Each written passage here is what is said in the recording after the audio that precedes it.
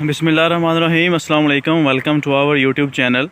आज की हमारी जो वीडियो है ये करेले के बारे में बनाई जा रही है। आज की हमारी इस वीडियो में मैं आपको करेले के जो 2 टनल हमने लगाए हुए हैं, इन दोनों का मैं फर्दन फवर्दन आपको विज़िट करवाता हूँ। एक डी शेप के अंदर लगा हुआ है और दूसरा सीधा जो बैम्बो लगता है एक, उसका मैं आपको विज़िट करवाता हूँ।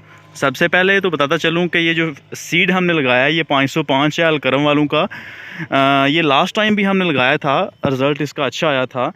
और इसकी आज जो डेट है वो है 16 जून और ये 12 मई को इसकी सोइंग डेट है।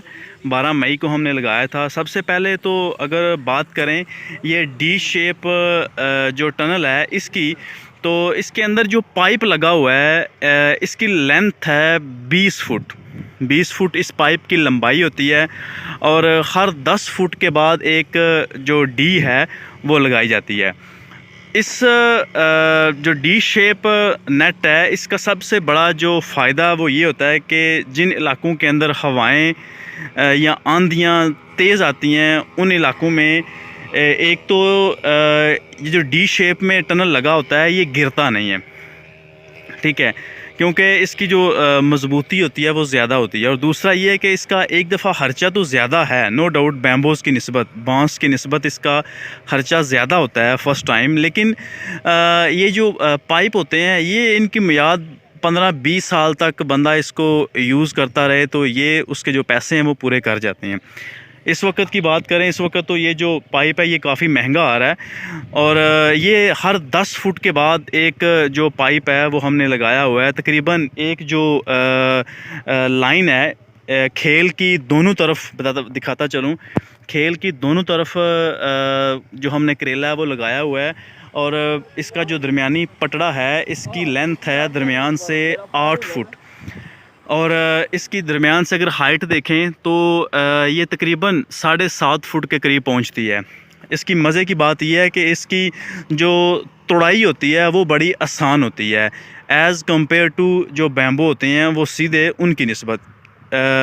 एक तो इसके अंदर हवा का जो चलने का अंदाज़ है, चलने का उससे एक तो करेले को हवा लगती रहती है जिसकी वजह से इसकी प्रोडक्शन भी अच्छी होती है और दूसरा इसकी तुड़ाई जो है वो बड़ी आसान हो जाती है। और बारिशों की वजह से इसके अंदर जड़ी बूटियाँ भी नहीं होती जिसकी वजह से हम इसको बारिशों के सीज़न में भी अच्छी तरह से इसकी प्रोडक्शन लेते रहते हैं। और तीसरा इसके अंदर प्लस पॉइंट ये है कि इसके ऊपर स्प्रे करना भी आसान होता है एज़ कम्पेयर टू बैम्बोज़ की निस्बत। और अब साथ आपको ले चलता हूँ जो हमने बैम्बोज़ के ऊपर डायरेक्ट लगाया हुआ है उसका आपको मैं विज़िट करवाता हूँ।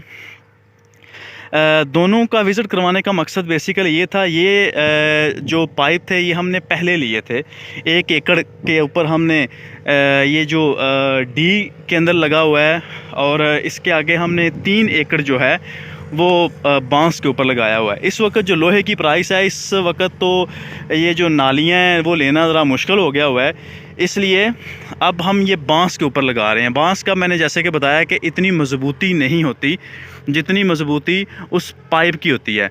और अल्हम्दुलिल्लाह साथ ये भी बताता चलूँ कि हमारी जो आज फर्स्ट हमने तुड़ाई है वो आज अपनी करेले की कर ली है और वो भी आपको मैं साथ दिखा रहा हूँ। माशाल्लाह इसकी जो साइज़ है वो बड़ा अच्छा है।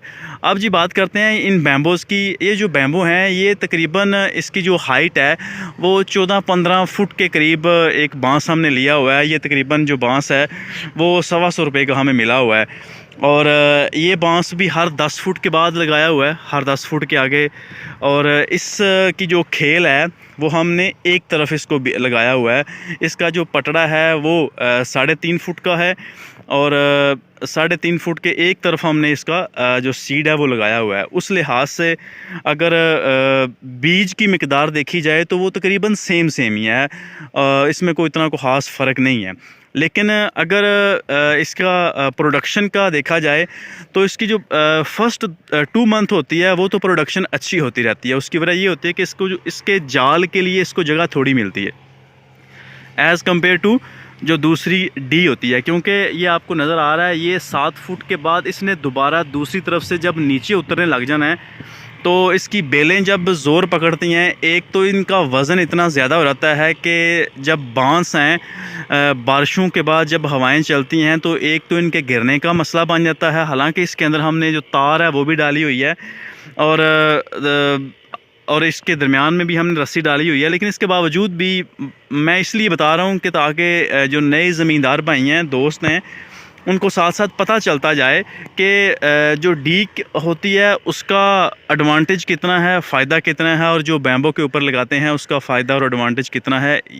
لیکن بیمبو کے اوپر میں ہرگز یہ نہیں کہوں گا کہ اس کے اوپر صرف نقصان ہوتا ہے، یہ ہمیشہ گر جاتے ہیں۔ یہ اس وقت کی میں صورتحال بتا رہا ہوں جب ان کی جو بیلیں ہیں وہ عروج پر ہوں، سمجھ لیں کہ انہوں نے جال کو سارے کو کور کر لیا ہو، اور حد سے زیادہ تیز آندھی جب چلے تو یہ گر جاتے ہیں۔ ہمارا اپنا جو نیٹ تھا وہ بھی گر گیا تھا، شاید آپ دوستوں بھائیوں کو پتہ ہوگا جو میرے ویڈیو مسلسل دیکھ رہے ہیں، کیونکہ میں نے اپنے جو ہمارا نیٹ تھا وہ جب گر گیا تھا اس کے اوپر بھی میں نے ویڈیو بنائی تھی۔